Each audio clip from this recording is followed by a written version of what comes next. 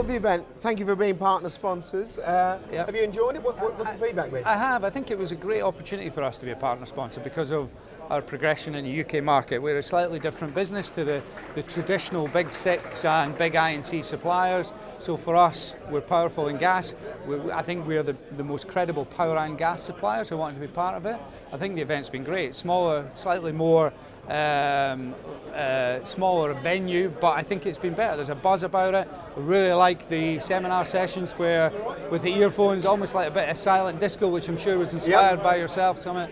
I think that's gone very well. The stand's been extremely busy.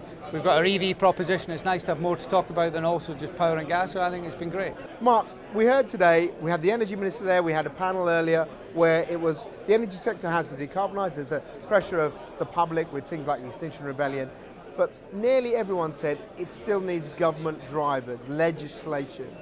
Do you think that's what it does still need? I would agree with that. I think there's a couple of things. There's definitely a need for the government to set the UK's strategy, but I think things need to happen to make customers invest in reducing the energy consumption and therefore reducing their carbon content. I think market prices have been pretty flat over recent years, therefore they've not been enough to drive customers to invest in energy efficiency and energy reduction. You either need one of two things. You need prices to rocket, in which case customers will have to do something, or you have government legislation that focuses on carbon reduction and energises customers into looking at things differently. But why won't they do it? It seems to be what you're saying is it needs that price pressure for people to do what they think and they know is right in terms of efficiency. So the culture, the whole thing we've been going on for the last 10 years about, let's use less. You're saying it's not there unless there's a fiscal driver. If you look at the drive for renewable power up until the change in legislation that removed LECs, it was cheaper buying green power than it was buying brown power. LECs disappeared. It's now at a premium because you have to pay for regos or green gas that come at a significant premium. You have a real conflict between that and certain organisations that have made big commitments like the RE100 that they get to carbon neutrality. That's now coming at a significant premium. If you're going to pay that premium, that's fine. You're going to hopefully get a return and hopefully the sustainability of your organisation will do that.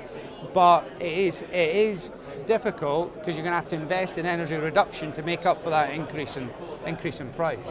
Where are you going as a company? Because some of your rivals that were traditional oil and gas companies, they've been changing names, they've been buying up green, clean companies. There's this real shift where the major players in oil and gas don't really want to talk about oil and gas anymore. What's Total's stance? Total obviously you can see still invest in oil and gas, but we're investing in many, many different things. In the UK, our supply business is growing very successfully. We're soon to be number one in gas, and we are the fourth biggest I&C power supplier. So we're building a successful customer base in the UK. But we do also recognise that we are part of a large European business. We're part of a group called Power and Gas Europe, which is all of our European affiliates. It's recognised. Patrick Poyney's been very open. We need to invest in becoming a greener business. We're investing significantly in renewables and significantly in developing our proposition. In France, we've bought up EV companies. We are acquiring. You did lots in the battery space, aren't you? Yeah. We own a battery company. We own SunPower, a solar business. We own Greenflex, a big energy efficiency business. And it's about piecing the proposition together to support our customers across Europe. That takes a little bit of time, but definitely the ambition is there to invest heavily in greener technologies and a wider proposition for our customers.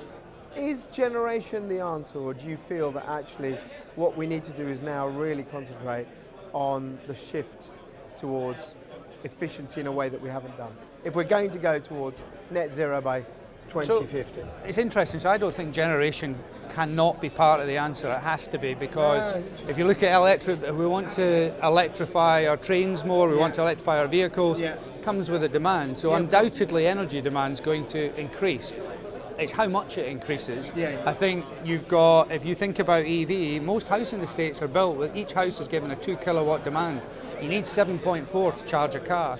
So a lot of our infrastructure needs to be addressed, and it's possibly a more decentralised, localised schemes need to be put in place to enable future technology such as batteries and cars to help balance the demand.